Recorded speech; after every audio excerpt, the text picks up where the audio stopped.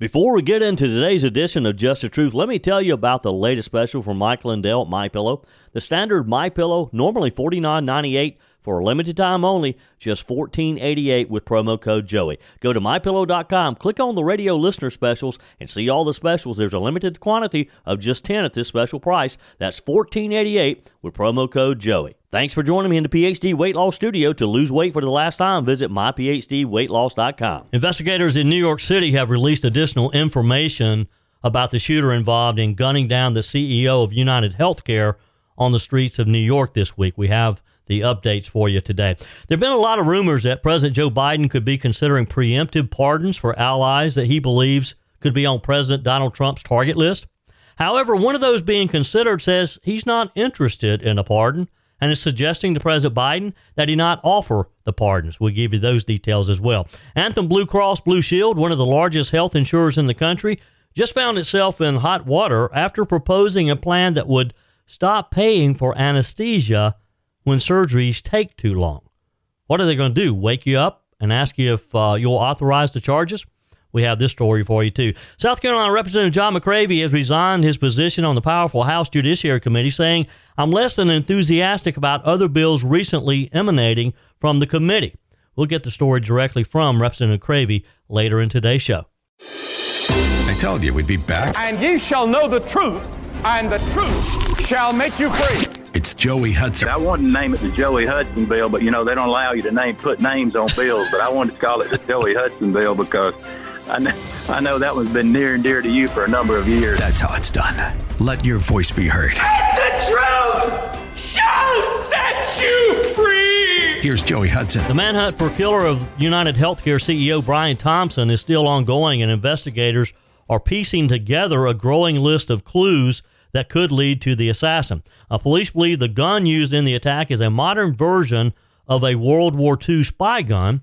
The B&T VP9, it was equipped with a silencer. Surveillance video shows the gunman expertly handling the weapon, which has not yet been recovered. Investigators are pursuing leads tied to the recent purchase of the firearm. The suspect stayed at the HI New York City Hostel on the Upper West Side of New York City. He checked in on November the 30th with a fake New Jersey ID. Surveillance footage captured his full, smiling face at the hostel, providing one of the clearest images of the killer to date. The gunman fled on an electric bicycle heading into Central Park.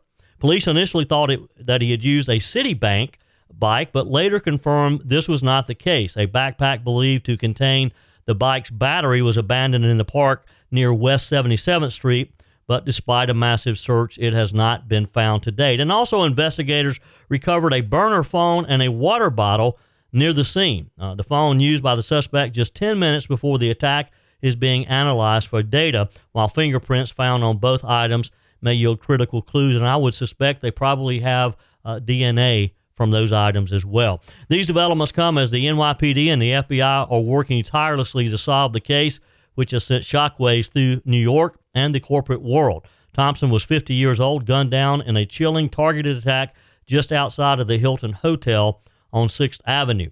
The manhunt continues, and anyone with information is urged to contact Crime Stoppers at 1-800-577-TIPS. We'll have additional information as it becomes available. All week we've talked about President Joe Biden pardoning his son Hunter. It's been one of the biggest news stories, if not the biggest news story of the week. There's been a lot of speculation of who's next. How many pardons will he issue between now and January 20th?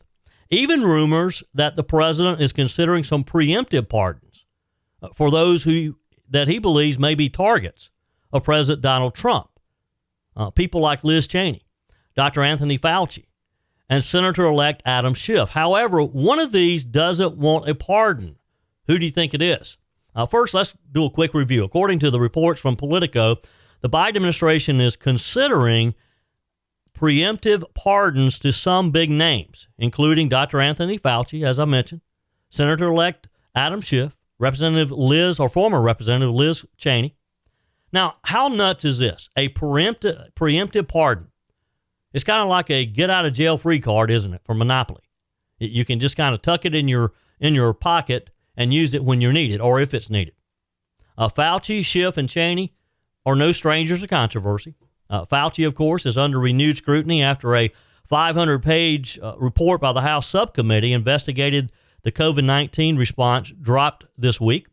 The report states that Fauci misled the public on critical issues, from lab leak theory to funding gain-of-function research. Of course, we knew that already. We didn't have to have this 500-page report to tell us that Fauci had misled us. It also claims that policies like 6-foot social distancing and school mask mandates lacked robust scientific backing, although at the time we were led to believe it was the law, that it was scientifically sound. So the question is, what else is working behind closed doors for the good Dr. Fauci? Then there's Adam Schiff and Liz Cheney, the faces of the January 6th Select Committee. Schiff, in particular, is already trying to distance himself from the idea of a pardon, telling Politico he wouldn't accept it because it would seem defensive and unnecessary. Defensive, huh? Why even consider a pardon if there's nothing to worry about? And let's not forget Miss Cheney, who partnered with Democrats during the January 6th investigation. She's been praised by the left, but has alienated most of her own party. If pardons are on the table, you've got to wonder what might be coming down the pipeline in the Trump administration that would warrant such protection. Here's where it gets kind of interesting. The catalyst for these talks seems to be President-elect Trump's nomination of Kash Patel as FBI director. Patel's not even in the office, and he's already creating fear. He's a staunch Trump ally. He made it clear that he plans to investigate those who, in his words, targeted Trump and abused their power. Well, who could that be? Who comes to mind? Adam Schiff, Liz Cheney, Democrats like Representative Brendan Boyle and Senator Ed Markey. They're sounding the alarm, urging Biden to issue blanket pardons for anyone who could be in Trump's crosshairs. Markey even compared the situation to Gerald Ford's pardon of Richard Nixon, calling it necessary to avoid revenge politics. They're just convinced that Donald Trump has been keeping a hit list and that he's going to spend his time and effort going after these people rather than doing what the American people elected him to do. So let me ask you, you think this is really about justice? Or is it shielding political allies from accountability? Mr. Patel's so-called enemies list isn't about revenge, it's about uncovering the truth. If Fauci and Schiff and Cheney have nothing to hide, why even entertain the idea of a preemptive pardon? Why are we even talking about it? Not surprisingly, this news has sparked some outrage. Critics argue that preemptive pardons imply wrongdoing, fueling public distrust in government institutions. And let's not ignore the political optics here. Coming right after Hunter Biden's blanket pardon, this move could further tarnish Biden's presidency if it can be tarnished anymore. Even the New York Times warned that Hunter's pardon could hand Trump ammunition to justify pardons for January 6th defendants. Imagine what a preemptive pardon for Schiff or Fauci would do. Meanwhile, Fauci's credibility is already in tatters. The subcommittee report exposed how he had pushed misleading narratives to discredit the lab leak theory and enforced pandemic policies that lack sound scientific evidence. The American people deserve transparency, not more cover-ups. We want the truth. And this is bigger than partisan politics. Preemptive pardons undermines the trust in our justice system. They create a perception that the powerful can escape accountability while everyday Americans like you and me face the full weight of the law. If the Biden White House moves forward with these pardons, it's not just a bad look, it's a dangerous precedent. So what's the bottom line here? The American people want answers, they want accountability, they deserve better than backroom deals designed to protect the elite. What do you think? Are these potential pardons about justice or just more political maneuvering by Joe Biden in his final days as president? Big news out of the Supreme Court this week. The justices are poised to issue a ruling on Tennessee's ban on gender transition procedures for minors. This decision could have sweeping implications for a wide range of gender identity issues across the country. The Biden administration argues that Tennessee's law, which prohibits medical procedures aimed at affirming a child's gender identity, violates the Equal Protection Clause of the 14th Amendment. But Tennessee Attorney General Jonathan Skrmetti, told the Daily Caller News Foundation that this case could go far beyond children's medical procedures. He said this could impact litigation on women's sports teams, bathroom privacy, and potentially other areas of the law, Skrmetti noting that the court's decision could set a significant precedent. Several conservative justices raised concerns about the long-term risk of gender-affirming treatments for children, pointing to European countries like the UK, which have recently limited such procedures. Justice Samuel Alito questioned why the administration dismissed evidence from studies like the Cass report, which highlighted the risk of these treatments. On the other side, you had Justice Ketanji Brown Jackson drawing a controversial comparison, suggesting the ban could undermine bedrock equal protection cases, such as those protecting interracial marriage. I'm not quite sure where that came from, not quite sure what that has to do with gender-affirming procedures to minors, something that could change their life for the rest of their life. Your comments are welcome on the Furman Ford text line, 864-477-JOEY. That's 864-477-5639. Emails always welcome, joey@joeyhudson.com. If you've been putting off a visit to PhD Weight Loss, now's your time because it comes with an amazing free gift. Joey Hudson here. During December, the founder of PhD Weight Loss, Dr. Ashley Lucas, is giving the first 100 people to sign up for a consultation a free weight loss and energy supplement bundle. What a great gift. Do what I did. Take control now before heading into the indulgent holiday season. Get a grasp and avoid the holiday pounds. I dropped over 30 pounds and I'm not worried about parties and overeating because my PhD coach taught me coping mechanisms to help me enjoy holiday events without gaining the weight. Best of all, I never took a weight loss drug. I'm not dependent on a prescription. And I was never hungry. PhD Weight Loss is not about depriving yourself. Lose the awful belly fat, gain energy, and avoid weight-related health issues. You will feel so amazing about yourself and truly enjoy the holiday season. PhD Weight Loss. Ask about the free gift when you book your consultation. Call 864-644-1900. That's 864-644-1900 or go to myphdweightloss.com. Here's a story that perfectly illustrates what's wrong with corporate health insurance companies and their relentless pursuit of profits at the expense of patients. And when you hear this, you're going to think I'm making this up. And I have a pretty creative imagination, but not even I could make this up. Anthem Blue Cross Blue Shield, one of the largest health insurers in the country, just found itself in some hot water after proposing a plan that would limit payments for anesthesia care if surgeries exceeded a specific time limit. You heard me right. Time's up on the operating table, and the insurer wants to walk away. Now, how's that going to work exactly? Is the surgeon, if he gets to the point to where you have exceeded your amount of anesthesia, is he just going to stop the surgery?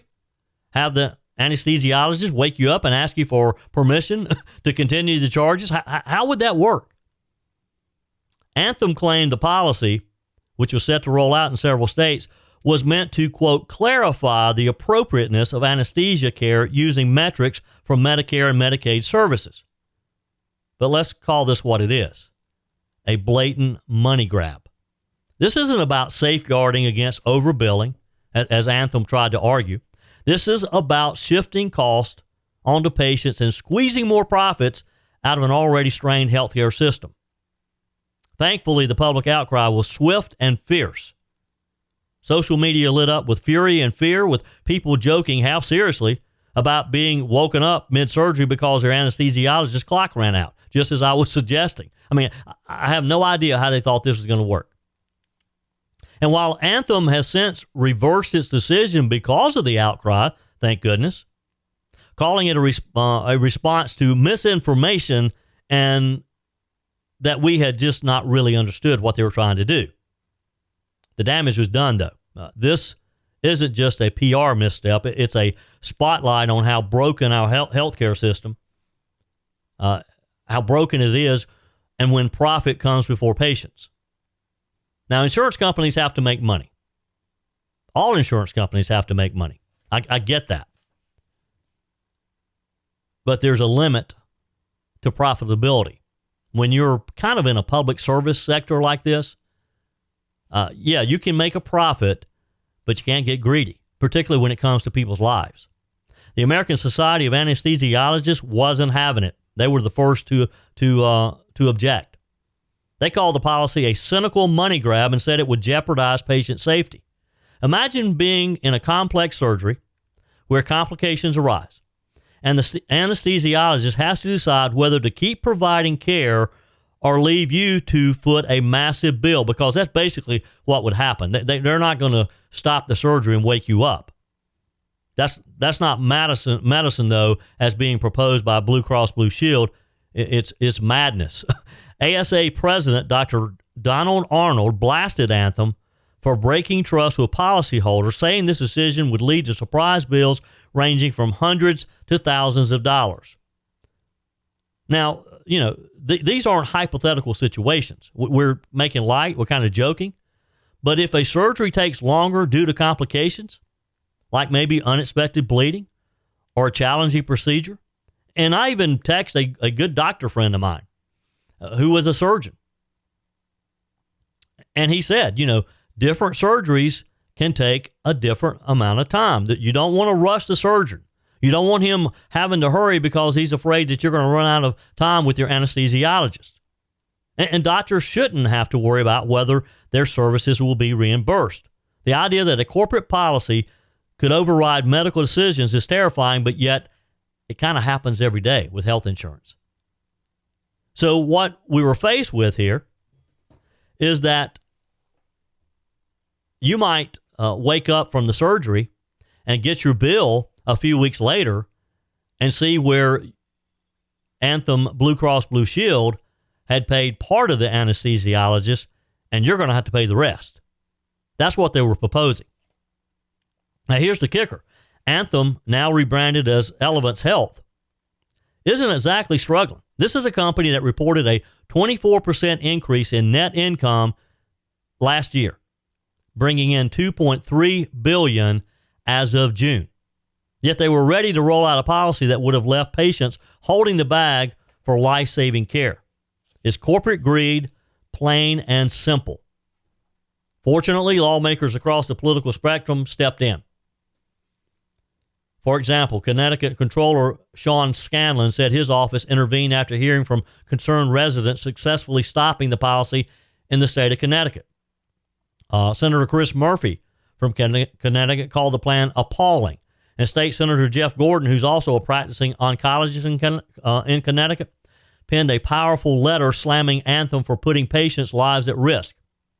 Governor Kathy Hochul of New York, for once I agree with her, didn't mince words either, calling the proposal misguided and pushing Anthem to reverse course in her state as well. Even New York State Senator Mike Ganaris vowed to introduce legislation to prevent such policies in the future.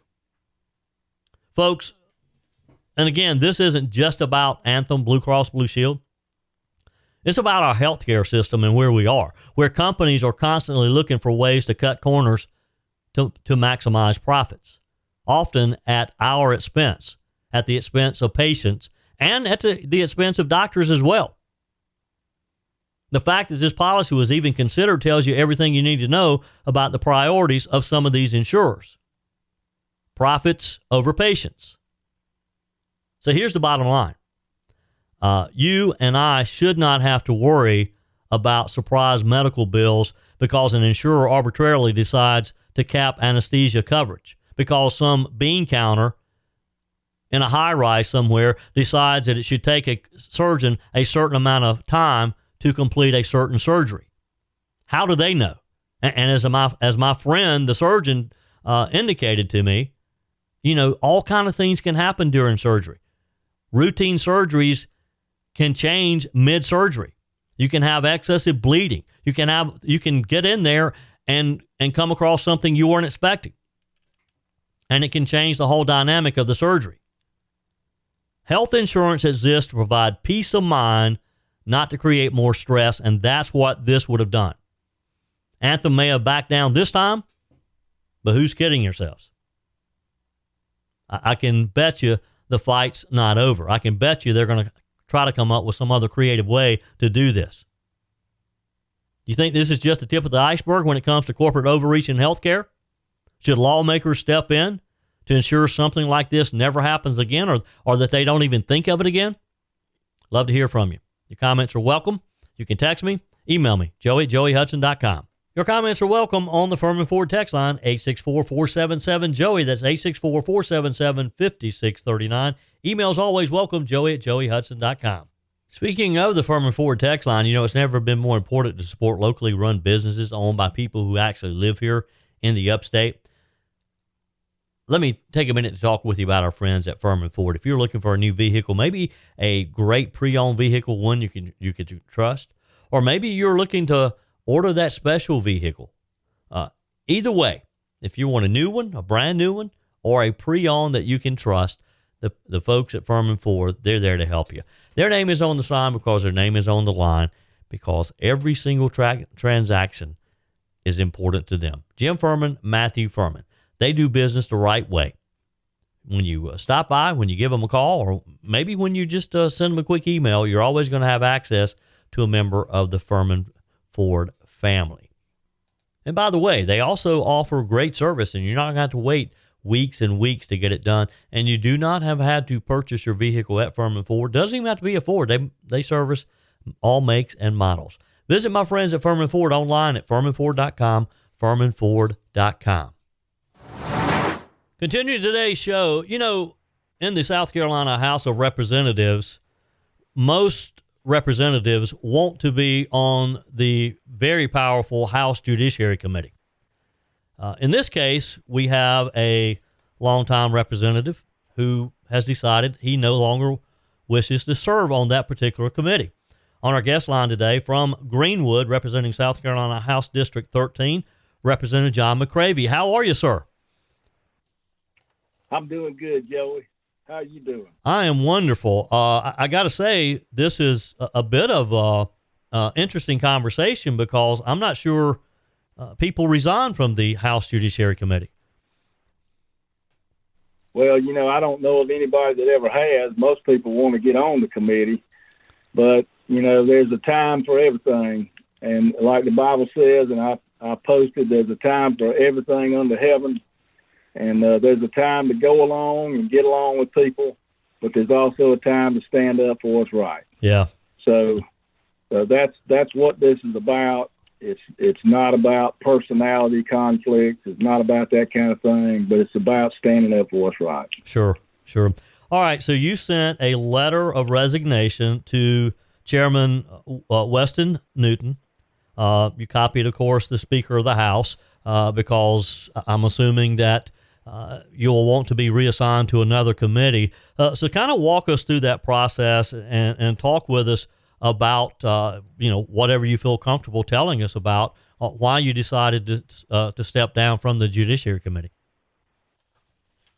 Well, I always want to be somewhere, Joey, that I can be effective. And, since I was appointed 8 years ago, actually, to this committee by Greg Delaney and former Speaker Lucas, they had a lot of confidence in me, and they put me on that committee from day one. And I've always been able to get, and then I was promoted to a sub-chair, and we were able to get some great legislation out of that committee, pro-life legislation, protecting the family from numerous, human trafficking, fentanyl bills, that kind of thing. I mean, just on and on. I can't tell you how many great things we've been able to do in judiciary. But the current chairman and I have butted heads on several issues, and that's just the truth of it. I opposed this hate crimes bill that came out of judiciary last year. It had some woke provisions in it, obviously, that, had to do with gender, had to do with the Bostock Supreme Court case, all these kind of things. And it was a flawed bill, and I opposed it. And I don't think my chairman liked that, And I opposed some other things like, I advocated for the Save Women's Sports Act. I think we have a difference in philosophy there. I opposed this multi-billion-dollar corporation coming in that wanted to finance and fund an effort to get 24/7 liquor in South Carolina. You know, the mom and pops weren't even happy about that, and they wanted to stop that bill because it would have put them out of business. But you know, there's a lot of money. We had 6 lobbyists sitting out there lobbying for that bill, paid by this gigantic group. You know, I protested that, and I called out the fact that we had all those lobbyists on the floor being paid at the same time, and I don't think, you know, our chairman was actually in favor of that bill. So, you know, we butted heads on that. And, you know, it's not just about that. I mean, I don't agree with everybody on every bill. And then we had the pari-mutuel betting bill that I didn't want 95. They wanted to institute pari-mutuel betting in South Carolina, where 95% of the profits would go to these offshore gambling organizations, and I could not condone that. And so I fought that bill on the floor as well. That was another bill that came out of Judiciary. So I believe that, you know, I don't blame him actually, but I was advised yesterday that I was being removed as sub-chair on that committee, and my leadership would be taken away from me as far as being able to get bills out. Now they put me on as a vice chair, but nevertheless, it would render me ineffective. And frankly, the last 2 years I've been ineffective anyway on that committee. We've had to get good family caucus bills going other places and different things. So, you know, it's a time for everything, and it's time for me to move somewhere else where I can be effective. Yeah. On our guest line today, Representative John McCravy, and we're talking about him stepping down from the House Judiciary Committee. So talk with us about what committee you may potentially serve on, and also kind of explain the process here for our listeners who may not understand about committee assignments as far as, you know, how bills are assigned to particular committees. Right. Well, of course, the way committees are staffed is the speaker actually staffs the committees as to who is on the committee. He appoints everybody on some committee or more. I'm also on the oversight committee, but he appoints those. But the chairman of the committees then take over, and the chairman decide, you know, what bills can get out in their committee, and what bills are allowed a hearing. They decide who gets the bill, which subcommittee chairman gets that bill, and that kind of thing. So they appoint those, and you know, so that's kind of the process. And we organize every 2 years. So we organize right after the election. So we were organizing this week, and so that's kind of how it works. And so I want to be somewhere, Joey, where I can be useful. I'm going to always speak out for life. I'm going to always speak out for liberty. I'm going to always speak out for faith and the family. Yeah. And nothing's going to, no, it's not worth it for me to be on any committee or in any position. I'm not going to trade a position for what's right. And so that's my conviction, and I felt like it was time for me to move on out of this committee, because I'm not going to serve on a committee where I can't advocate for what I believe in. Yeah, and that's understandable. Yeah, and maybe effective. Yeah, you know, I'm not saying anybody would make me be quiet verbally, but being effective is another thing. So, you know, you can get up and talk on a committee and say anything. We've had some crazy things said by people on committees before, but the real issue is whether you're able to be effective and get things out. And if I can't be effective, I'm certainly not going to be. I'm going to be somewhere where I can be effective, and where we can continue to have put forth what the voters want in this state. You know, we had a red wave, Joe. Yeah. We should be. We've got a super majority, but yet we're fighting Democrat bills still. Why is that?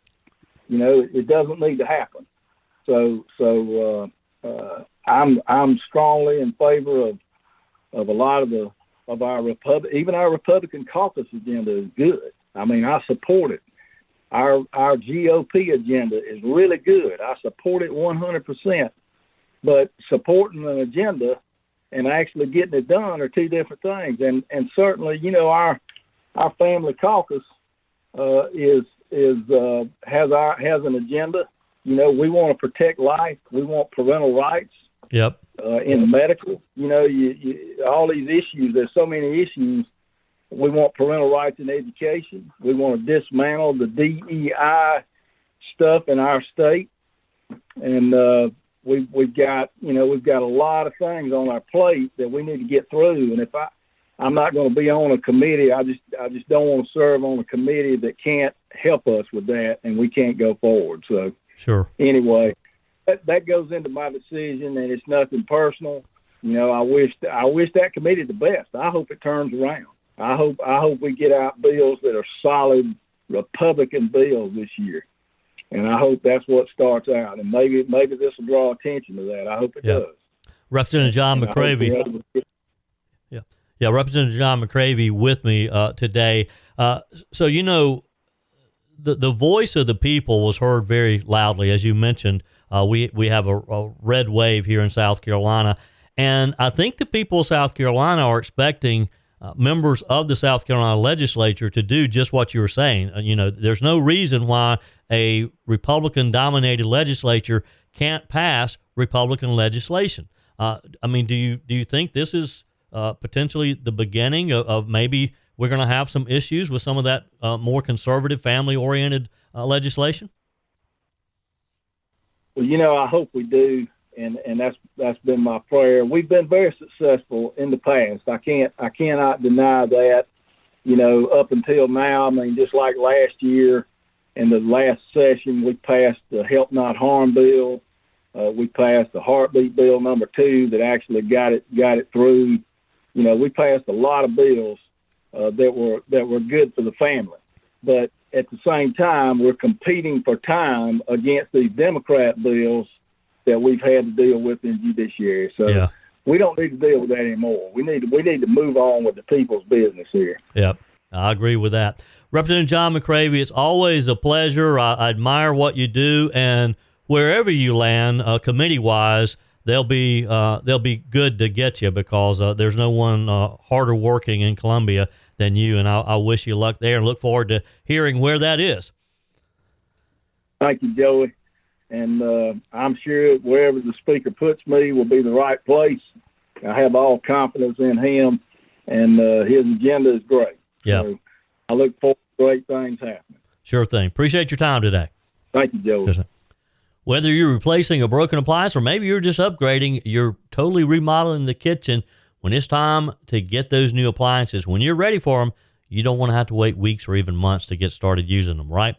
Well, that's not the case when you shop with my friends at Discounted Appliance Warehouse. With over 11,000 square feet and 1,500 appliances at any given time, you can buy today and use today quite often. I'm talking about shopping with my friends at Discounted Appliance Warehouse in Pickens. It's worth the short drive over to Pickens.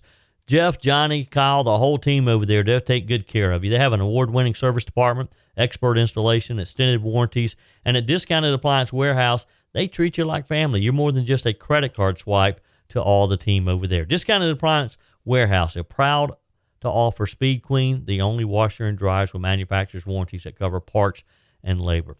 You owe it to yourself if you're looking for a new appliance to head over to Pickens to Discounted Appliance Warehouse online at dawpickens.com, dawpickens.com.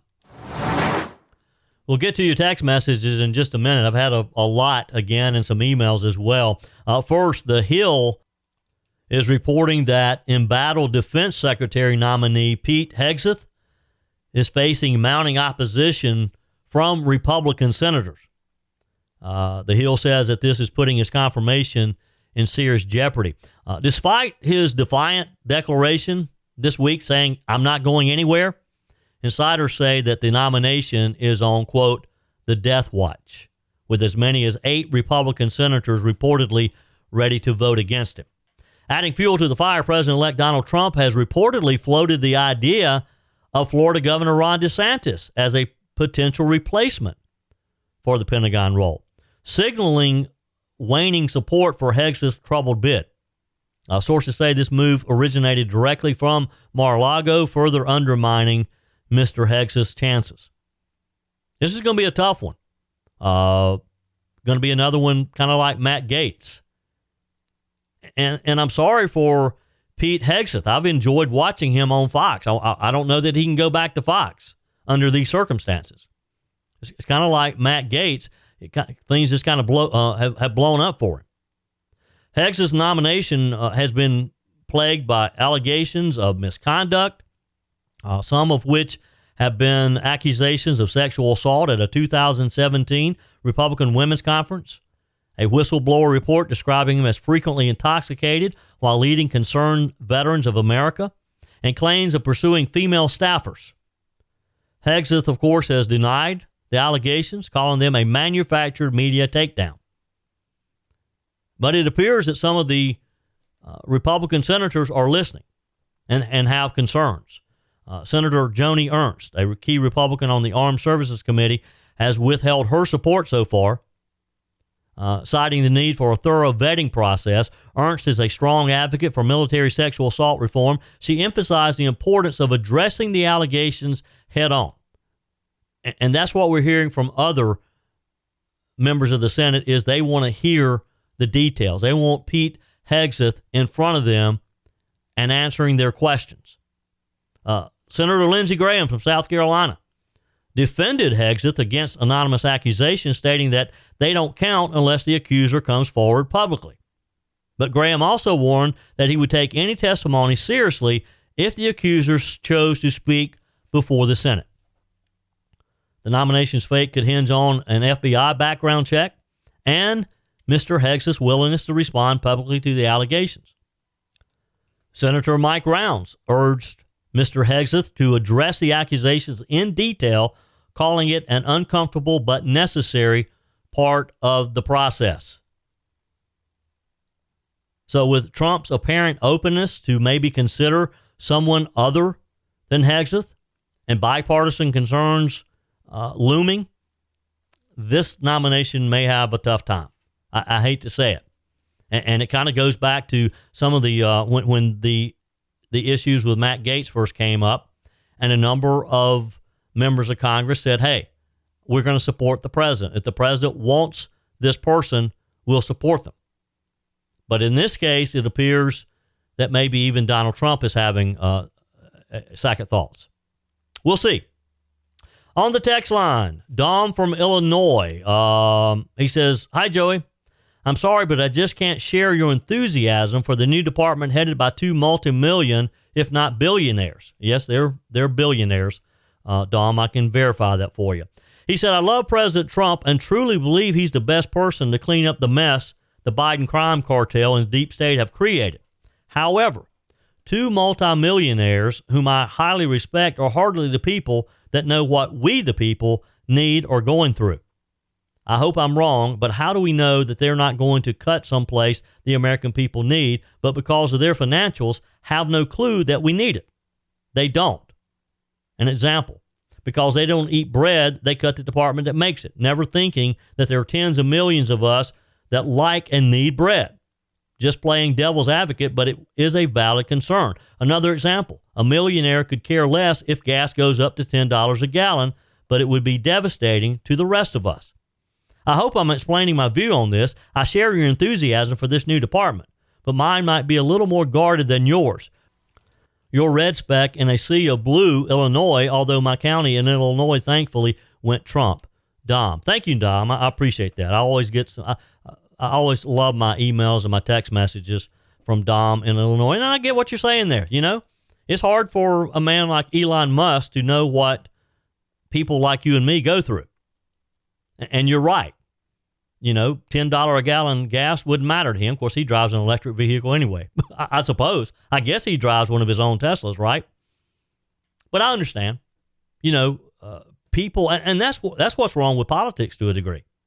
You have people like Joe Biden, who has spent 40 plus years in public service, or at least he calls it public service, serving himself as a U.S. senator. There are things that he didn't have to do. He never had to drive himself around.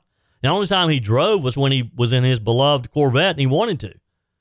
but he was driven around, just like as being vice president for 8 years and now president for 4 years.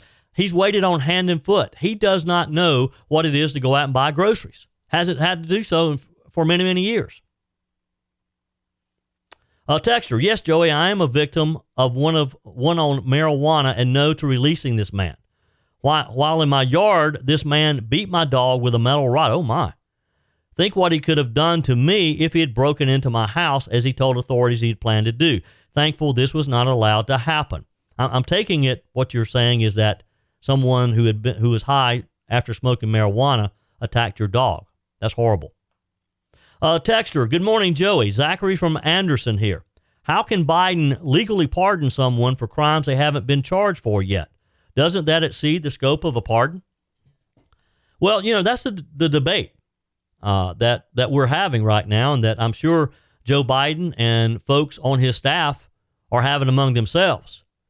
I've asked a few folks that I know that are much smarter than I when it comes to the Constitution, and, they say that the president's pardoning power is pretty much unlimited and seem to think that he probably could do this. The problem is he could issue the pardons, and the only way we're going to know the answer to that would be if someone literally sued and challenged them. And then it would end up in a long, drawn-out court case and probably in front of the Supreme Court to decide. Texter, good day, Joey. Ray from Seneca here. Newsmax is reporting that only 6% of federal employees show up for work each day. There's a lot of savings in government spending to be realized by eliminating these positions.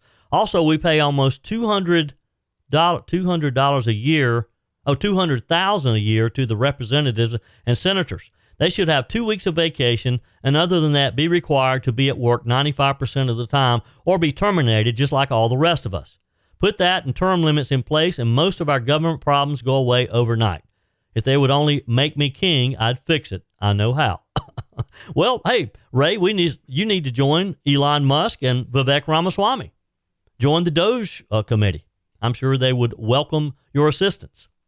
Texter, hey, Joey, it amazes me that people ever gave Al Sharpton the time of day. He's a rat, a snitch. How did a guy ratting on the mob in New York get his own show on a cable network? Bet he's still on the federal payroll. Look, Al Sharpton is on anybody's payroll who will write him a check. He loves money.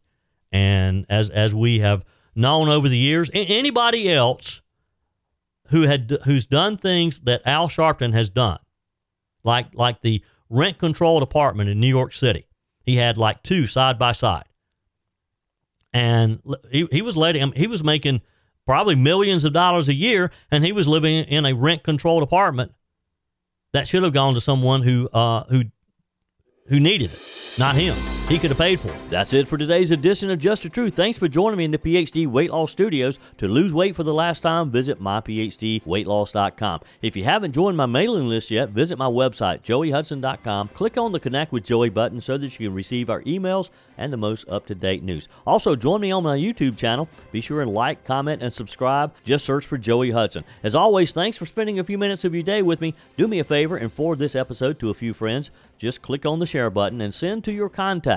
We need to build an army of conservatives to win our country back, and we can do that by continuing to share the truth with our friends and family. Keep those comments coming via the Furman Ford text line 864-477-JOEY. Email to joey@joeyhudson.com, and I love your messages on the MyPillow message line. Again, that's 864-477-JOEY, 864-477-5639. Be sure and take advantage of the MyPillow special, just $14.88 on the standard MyPillows when you use promo code Joey. Order online at mypillow.com or call 800-893-4053. We're back again tomorrow and hope you'll plan to join us. Until then, remember, God's got this. He's still in control.